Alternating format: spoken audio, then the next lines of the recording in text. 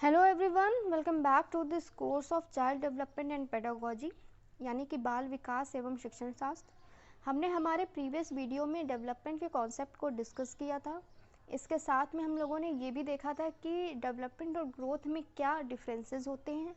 साथ में हम लोगों ने एक चार्ट भी देखी थी जो कि एक इंडिविजुअल की लाइफ में डिफरेंट स्टेजेस को डिस्क्राइब कर रहा था। मतलब कि from pre natal period up till old age सारी की सारी स्टेजेस वहाँ पर मेंशन थी। Now in this video we are going to discuss the different stages of development, जिसमें कि हम अर्ली चाइल्डहुड, लेटर चाइल्डहुड और एडोलेसेंस को डिस्कस करेंगे। ये तीन ऐसी स्टेजेस होती हैं जो कि एक चाइल्ड के ओवरऑल डेवलपमेंट और उसकी एजुकेशन को बहुत ज़्यादा इम्पैक्ट करती हैं। ये काफ़ी क्रिटिकल होती हैं फॉर अ चाइल्ड। इसके अलावा हम लोग डिस्कस करेंगे various types of development. So let's begin. Development in early childhood यानी कि 2 से 6 वर्ष की आयु के जो बच्चे होते हैं वो इस स्टेज में आते हैं। तो ऐसे बच्चे जो होते हैं या इस स्टेज के जो बच्चे होते हैं वो इंडिपेंडेंटली वर्क करना पसंद करते हैं। उन्हें पसंद नहीं होता कि कोई अन्य व्यक्ति, चाहे वो उनके पेरेंट्स हों या उनकी हम उम्र के बच्चे हों, कोई भी हो, तो उनका जो उनको इंटरप्ट करे कोई, तो ये उन्हें बिल्कुल पसंद नहीं होता। इसके अलावा एग्रेशन, डिसओबीडियंस और एंटागोनिस्टिक बिहेवियर काफ़ी ज़्यादा प्रोमिनेंट होता है इनके अंदर। उन्हें बात बात पे गुस्सा आ जाता है। अगर उनके मन की बात नहीं हुई, उनके मन मुताबिक काम नहीं हुआ, तो उन्हें गुस्सा आ जाएगा। साथ में वो डिसओबीडियंट होती, मतलब कि अपने बड़ों का या अपने पेरेंट्स का कहना नहीं मानते हैं। इसके अलावा वो टॉयज़ से खेलते हैं। हम सब जानते हैं कि 2 से 6 वर्ष की जो आयु होती है इसमें सभी बच्चे खिलौनों से खेलना पसंद करते हैं। ये एक ऐसी स्टेज होती है जहाँ पर जो बच्चे होते हैं वो मेन स्ट्रीम एजुकेशन से तो नहीं जोड़े जा सकते, लेकिन उनको pre classes means pre school या प्ले स्कूल में एडमिट कराया जाता है। इसके अलावा वो काफ़ी ज़्यादा सेल्फ सेंट्रिक होते हैं। वो अपने आप में रहना पसंद करते हैं। किसी और की दखलंदाजी उन्हें बिल्कुल भी अच्छी नहीं लगती और किसी और का पर्सपेक्टिव समझ पाना उनके लिए काफ़ी ज़्यादा कठिन होता है। इस स्टेज में वो काफ़ी ज़्यादा क्यूरियस होते हैं। उनको चीज़ों को जानना, एक्सपेरिमेंट करना, ये सब चीज़ें बहुत पसंद होती। फॉर एग्ज़ाम्पल वो अगर उनको क्ले मिल गई तो उससे खेलते हैं, उससे डिफरेंट शेप्स बना के देखते हैं। अगर उनके पास कोई खिलौना है तो उसको तोड़ मरोड़ के देखते हैं। एक तरह से एक्सपेरिमेंट करने की कोशिश करते रहते हैं। इसके अलावा एक जो काफ़ी प्रोमिनेंट कैरेक्टरिस्टिक्स है वो है इमिटेशन की। वो जो भी देखते हैं अपने सराउंडिंग में, चाहे वो उनके पेरेंट्स हों या कोई भी एल्डर्स हों, तो वो उनको कॉपी करते हैं। इसके अलावा वो टीवी पे या अपने स्मार्टफोन पे अगर कुछ भी कार्टून कैरेक्टर या कोई और कैरेक्टर देखते हैं तो वो उसको भी इमिटेट करने की कोशिश करते हैं, यानी कि उसकी नकल करते हैं। फॉर एग्ज़ाम्पल आज के टाइम पर स्मार्टफ़ोन और टेलीविज़न की तो बात ही अलग है। स्मार्टफ़ोन काफ़ी ज़्यादा कॉमन हो गया, बच्चे भी चलाना जानते हैं। तो काफ़ी ज़्यादा देखा गया है कि कोई अगर कार्टून है और उसकी कोई ट्यूनिंग है या उसका कुछ डांस स्टेप है तो बच्चे उसकी नकल करते हैं। या एक पर्टिकुलर लैंग्वेज अगर कोई कार्टून कैरेक्टर बोल रहा है तो उसकी भी वो थोड़ी थोड़ी नकल करने की कोशिश करते हैं। तो ये सब चीज़ें जो होती हैं ये अर्ली चाइल्डहुड की कैरेक्टरिस्टिक्स हैं। इसके अलावा लेटर चाइल्डहुड में जिसे हम एलिमेंट्री स्कूल एज भी बोलते हैं, क्योंकि यहाँ पर जो बच्चे होते हैं 6 से 12 वर्ष के, इनको स्कूल में एडमिट करा दिया जाता है, इनका एडमिशन करा दिया जाता है। तो ये एक ऐसी स्टेज होती है जहाँ पर जो बच्चे होते हैं वो अपने पेरेंट्स को ज़्यादा टाइम डिवोट ना करके अपने पीयर ग्रुप में टाइम स्पेंड करना पसंद करते हैं और उनको काफ़ी ज़्यादा एक्सपेक्टेंस भी मिलती है अपने पीयर्स से। यहाँ पर पीयर्स का तात्पर्य है उनके साथ में पढ़ने वाले बच्चे, यानी कि उनके क्लासमेट्स और उनके हम उम्र बच्चे। वो उनके आस पड़ोस के भी हो सकते हैं, उनके घर के अंदर भी हो सकते हैं, तो वो सब उनका पीयर ग्रुप में आते हैं। इसके अलावा हालांकि उन्हें एक्सेप्टेंस मिलती है, फ्रेंडशिप उनकी होती है बहुत जल्दी पीयर्स से, लेकिन छोटी छोटी चीज़ों पर लड़ाइयाँ करना ये भी इनका एक फ़ीचर होता है या इनकी कैरेक्टरिस्टिक होती है।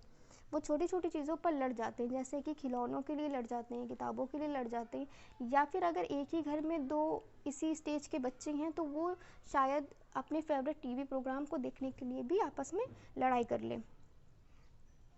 इसके अलावा इस स्टेज की जो फ्रेंडशिप होती है वो कभी कभी तो कुछ केसेस में ऐसा भी होता है कि वो फ्रेंडशिप काफ़ी लॉन्ग टाइम तक के चलती रहती है।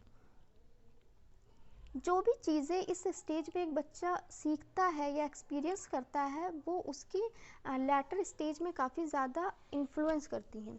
फॉर एग्ज़ाम्पल आपने काफ़ी मूवीज़ में देखा भी होगा कि कोई एक बच्चा होता है और उसके साथ में कोई इंसिडेंट उसके साथ में हो जाता है, तो जब वो एक ग्रोन अप बनता है जाके, जब वो बड़ा हो जाता है तो वो चीज़ें उसको इम्पैक्ट करती हैं कहीं ना कहीं, और उसके अकॉर्डिंग ही वो अपनी लाइफ को चेंज कर लेता है या अपने लाइफ के मोटिव को उसके अकॉर्डिंग सेट कर लेता है। तो ऐसी चीज़ें मूवीज़ में देखने को मिलती हैं काफ़ी बार। नाउ अगर हम एडोलेसेंस की बात करें तो ये सबसे ज़्यादा क्रिटिकल स्टेज होती है। एज वी ऑल नो, सब इस स्टेज से गुजर चुके हैं या कुछ गुजर भी रहे होंगे। तो स्टैनली हॉल के अकॉर्डिंग इसको stage of stress and storm भी बोला गया है, क्योंकि ये एक ट्रांजिशनल पीरियड होता है। ट्रांजिशनल इन द सेंस कि यहाँ पर जो इंडिविजुअल होता है वो चाइल्डहुड से हो करके अब एडल्टहुड में जा रहा होता है। एडोलेसेंस यानी कि किशोरावस्था। तो जो किशोर होते हैं उनके अंदर कन्फ्यूज़न भी काफ़ी ज़्यादा डेवलप हो जाती है आइडेंटिटी को लेके, और इसका सबसे बड़ा रीज़न ये है कि जो उनके पेरेंट्स का बिहेवियर होता है वो डुअल होता है उनको लेके। मतलब काफ़ी चीज़ों के लिए तो जहाँ पर रिस्पॉन्सिबिलिटी की बात आती है तो उन चीज़ों के लिए पेरेंट्स उनको एज एन एडल्ट ट्रीट करते हैं और अपनी रिस्पॉन्सिबिलिटीज़ उठाने को बोलते हैं। बट जहाँ पर किसी पर्टिकुलर टॉपिक के डिस्कशन की बात आती है तो उस टाइम पर पेरेंट्स उनसे ये बोल देते हैं कि तुम अभी बच्चे हो, you should not involve in these activities और in these type of talks. तो इस तरह की जो चीज़ें होती हैं उनके अंदर आइडेंटिटी को लेकर के कन्फ्यूज़न क्रिएट कर देती हैं। वो ये सोचने लगते हैं कि हम आखिर हैं क्या, हम एक बच्चे हैं या एक ग्रोन अप हैं, या फिर हम क्या हैं, या फिर हम कुछ भी नहीं हैं, हमारा क्या रोल है इस सोसाइटी में। तो इस तरह की चीज़ें उनके अंदर डेवलप हो जाती हैं। इसके अलावा उनके अंदर काफ़ी ज़्यादा ऐसी इच्छाएं होती हैं जो कि अनरियलिस्टिक होती हैं, जो अचीवेबल नहीं होती हैं। डे ड्रीमिंग भी काफ़ी ज़्यादा प्रोमिनेंट होता है उनके अंदर।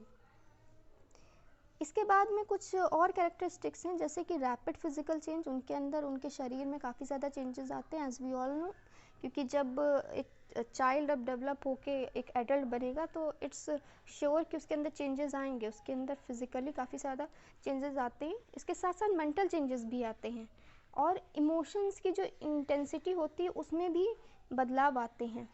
वो स्टेबल नहीं होते और एडजस्टमेंट को लेकर काफ़ी ज़्यादा प्रॉब्लम रहती है। और इसका मेन रीज़न ये है कि जब वो चाइल्डहुड में होते हैं तब उनकी सारी प्रॉब्लम्स या तो उनके पेरेंट्स या फिर टीचर्स सॉल्व करते हैं, बट इस स्टेज में आने के बाद उन्हें अपनी प्रॉब्लम्स को खुद से फेस करना होता है, जिस वजह से उनके अंदर एक डर पैदा हो जाता है फेलियर को लेके।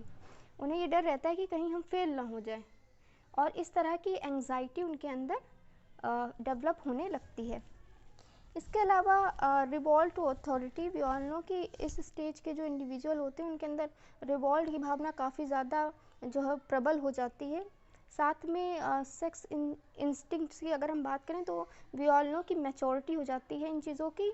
और सोशल सर्विस की अगर हम भावना करें, सोशल सर्विस की भावना की अगर हम बात करें तो किशोर जो होते हैं उनके अंदर कुछ करने का हमेशा से ही, मतलब जो ये स्टेज होती है उसमें इनके अंदर ये होता है कि हमें कुछ करना है, कुछ सोसाइटी के लिए भी करना है। और साथ में कुछ कुछ किशोरों के अंदर तो गॉड और रिलीजन को लेकर भी काफ़ी ज़्यादा फेथ डेवलप हो जाता है, क्योंकि उनके अंदर इतनी सारी एंग्जाइटी होती है और उनका जो मतलब कुछ रिजल्ट नहीं निकल रहा होता है। यानी कि उनके अंदर जो डिज़ायर्स होते हैं वो इतने अनरियलिस्टिक होते हैं, चीज़ें इतनी असॉर्टेड नहीं हो पाती हैं। तो इस सब चीज़ों को, कन्फ्यूजन्स और सारी प्रॉब्लम्स को जब मतलब उनके माइंड में जब बहुत सारी प्रॉब्लम्स और कन्फ्यूज़न हो जाती हैं तो फिर उनको एक ही रास्ता दिखाई पड़ता है, वो होता है their faith in God and religion. तो इस टाइम पर वो जो हैं वो कहीं ना कहीं गॉड में एक अपना आस्था बनाने लगते हैं, ताकि उनकी जो प्रॉब्लम्स हैं उसको जो ऊपर वाला है वो सॉल्व करे। इस तरह की चीज़ें उनके अंदर फीलिंग्स आती हैं। इसके अलावा सेल्फ रिस्पेक्ट काफ़ी ज़्यादा हाई होती है, और फास्ट फ्रेंडशिप तो एक बहुत ही प्रोमिनेंट फीचर है। सेल्फ रिस्पेक्ट की अगर हम बात करें तो हमने देखा है हमारे स्कूल टाइम पर फील्डिंग बहुत लगती थी। तो ये जो फील्डिंग लगती थी, एक ग्रुप होता था। ग्रुपिज्म भी एडोलेसेंस या किशोरावस्था की एक प्रोमिनेंट कैरेक्टरिस्टिक है। तो वो जो ग्रुपिज्म होता था कि एक ग्रुप के लड़के को किसी दूसरे ग्रुप के लड़के ने कुछ बोल दिया या ये वो कुछ हो गया ऐसा, तो फिर फील्डिंग लगती थी स्कूल के बाहर। आई होप आप सबने ये सब चीज़ें एक्सपीरियंस की होंगी। तो वो जो फील्डिंग लगती थी, वो ये जो सेल्फ रिस्पेक्ट है ना, इस सेल्फ रिस्पेक्ट के कारण ही ये सब चीज़ें होती थी आलतू फालतू वाली। इसके बाद में हीरो वर्शिप तो as we all know adolescence का जो पीरियड होता है उसमें वो हीरोगिरी, भाईगिरी, ये सब चीज़ें बहुत होती हैं। और इसी से रिलेटेड फिर आप अगर हीरो बन रहे हैं तो आपका कोई आइडियल भी होगा, तो इस तरह से वो किसी न किसी को अपना आइडियल भी बना लेते हैं जो हमारे किशोर होते हैं। एंग्जाइटी वी ऑल नो, हमने पहले भी डिस्कस किया। चेंज इन इंटरेस्ट एक काफ़ी ज़्यादा इम्पॉर्टेंट फीचर हो जाता है, क्योंकि ये जो किशोरावस्था की स्टेज होती है, यहाँ पर हमारे इंटरेस्ट चेंज होते रहते हैं। मतलब कि आज अगर हम ये चाहते हैं कि हमें ये करना है, तो फिर जब हम वो नहीं कर पाएंगे या किसी कारणवश हमारी फिर से इंटरेस्ट चेंज हो गया कि नहीं अब हमें ये नहीं चाहिए, अब हमें वो चाहिए, तो इस तरह की चीज़ें होती हैं। कैरियर को लेकर भी ये सब चीज़ें बहुत ज़्यादा कॉमन होती हैं। कैरियर को लेकर काफ़ी ज़्यादा यहाँ पर कन्फ्यूज़न देखी जाती है और काफ़ी ज़्यादा एंग्जाइटी भी होती है कैरियर से related. Now next we have to discuss the different types of development. अगर हम डेवलपमेंट की बात करें, मतलब टाइप्स ऑफ डेवलपमेंट की बात करें, तो फिज़िकल डेवलपमेंट काफ़ी कॉमन चीज़ है। हम सबको पता है कि फ़िज़िकल डेवलपमेंट से क्या तात्पर्य है यहाँ पर। तो जो भी हमारे अंदर क्वांटिटेटिव चेंजेस आते हैं हमारी बॉडी के अंदर, हमारा हाइट वेट हो गया जैसे कि, तो ये सब चीज़ों का जो डेवलपमेंट होता है वही फ़िज़िकल डेवलपमेंट होता है। इसमें कुछ ज़्यादा डिस्कस करने का है नहीं। अगर हम पर्सनल डेवलपमेंट की बात करें तो पर्सनल का यहाँ पर जो कनेक्शन है वो पर्सनालिटी से है। तो हर एक इंडिविजुअल जो है वो अपने आप में कुछ अलग होता है, और जब हर एक इंडिविजुअल अलग है तो उसका जो डेवलपमेंट का वे है या डेवलपमेंट, उसकी पर्सनालिटी का जो डेवलपमेंट पैटर्न है वो सेम नहीं हो सकता। तो इसी वजह से हर एक इंडिविजुअल की जो पर्सनालिटी डेवलपमेंट का पैटर्न होता है वो अलग होता है, और इसको ही पर्सनल डेवलपमेंट बोलते हैं। नाउ कॉग्निटिव डेवलपमेंट, जिसको संज्ञानात्मक विकास भी बोलते हैं, ये काफ़ी ज़्यादा इम्पॉर्टेंट पॉइंट हो जाता है। हमारा जो कॉग्निशन है वो हमारी ability to think, ability to reason and ability to analyse से रिलेटेड होता है। और इन एबिलिटीज़ का जो डेवलपमेंट होता है उसको ही हम कॉग्निटिव डेवलपमेंट बोलते हैं या संज्ञानात्मक विकास बोलते हैं। तो कॉग्निटिव डेवलपमेंट और मॉरल डेवलपमेंट, ये दो एक ऐसे डेवलपमेंट हैं जो हम हमारे चैप्टर नंबर 3 में बहुत ही ज़्यादा डिटेल में डिस्कस करेंगे। इसके अलावा सोशल डेवलपमेंट की अगर हम बात करें तो हमारे मतलब कि ये जो 3 स्टेजेस हमने डिस्कस करें, या अगर हम चिल्ड्रंस की बात करें तो चिल्ड्रंस के लिए उनकी फैमिली, उनका स्कूल और उनकी जो कम्युनिटी होती है वही उनके सोशल कॉन्टेक्स्ट को कंस्टिट्यूट करती है। क्योंकि बच्चे जो होते हैं या तो अपनी फैमिली के साथ रहते हैं या स्कूल में रहते हैं, या फिर कम्युनिटी का मतलब होता है उनके आसपास के लोग या उनके रिलेटिव्स, मतलब जो भी उनके आसपास जिनसे भी वो कांटेक्ट में हैं या जिनके भी सराउंडिंग में हैं, तो वो सब उनकी कम्युनिटी के अंतर्गत आते हैं। तो ये 3 ऐसी चीज़ें हैं जो चिल्ड्रंस को काफ़ी ज़्यादा इम्पैक्ट करती हैं, उनके सोशल डेवलपमेंट को इम्पैक्ट करती हैं। ये 3 ऐसे इंस्टीट्यूशंस हैं जहाँ पर जो चाइल्ड का डेवलपमेंट है वो इन्फ्लुएंस होता है। अगर हम ध्यान दें तो अगर हम किसी भी 2 बच्चों को कंपेयर करें, फॉर एग्ज़ाम्पल एक जो बच्चा है वो, उसकी फैमिली बैकग्राउंड अच्छा है, उसका स्कूल मीन्स वो अच्छे स्कूल में जा रहा है और वो जिस जगह रह रहा है वहाँ के सराउंडिंग्स के लोग जो हैं वो भी काफ़ी अच्छे हैं, मॉरल वैल्यूज़ हाई हैं वहाँ की। तो उस बच्चे को अगर हम कंपेयर करें एक ऐसे बच्चे से जिसकी फैमिली की मॉरल वैल्यूज़ अच्छी नहीं है, अच्छे स्कूल में वो नहीं जा रहा है, और जहाँ पर वो रह रहा है वहाँ के लोग भी प्रॉब्लमैटिक हैं, तो ऐसे सिचुएशन में हम अगर देखेंगे तो दोनों बच्चों का जो सोशल डेवलपमेंट होगा वो अलग अलग होगा। और सोशल डेवलपमेंट जो होता है वो कहीं ना कहीं बहुत ज़्यादा एक इम्पैक्ट करता है इमोशनल डेवलपमेंट को। अगर आपकी जो सोसाइटी है, जो आपकी फैमिली, स्कूल और कम्युनिटी हो गई, अगर वहाँ पर कुछ प्रॉब्लम्स हैं तो फिर आप इमोशनली वीक हो जाएंगे और इस तरह से आपका जो इमोशनल डेवलपमेंट है वो भी कहीं ना कहीं हैम्पर होगा। तो ये था हमारे सोशल डेवलपमेंट के कुछ इम्पॉर्टेंट फीचर्स। अब हम अगर मॉरल डेवलपमेंट की बात करें तो moral values, we all know कि मॉरल वैल्यूज़ का जो असली टेस्ट होता है वो हमारे जीवन में जब कोई संकट आता है तभी होता है, और हम किस तरह से उस संकट को या उस प्रॉब्लम को रिजॉल्व करते हैं, किस तरह से हम एक्शंस और डिसीजंस को जस्टिफाई करते हैं, ये सब चीज़ें बताती हैं कि हमारे अंदर कितनी मॉरल वैल्यूज़ हैं। तो कॉग्निटिव डेवलपमेंट और मॉरल डेवलपमेंट को हम लोग डिस्कस करेंगे डिटेल में इन चैप्टर नंबर 3। तो आज के इस वीडियो में बस इतना ही। आई होप आपको ये वीडियो अच्छी लगी हो। So till then, thank you, and please don't forget to like, share and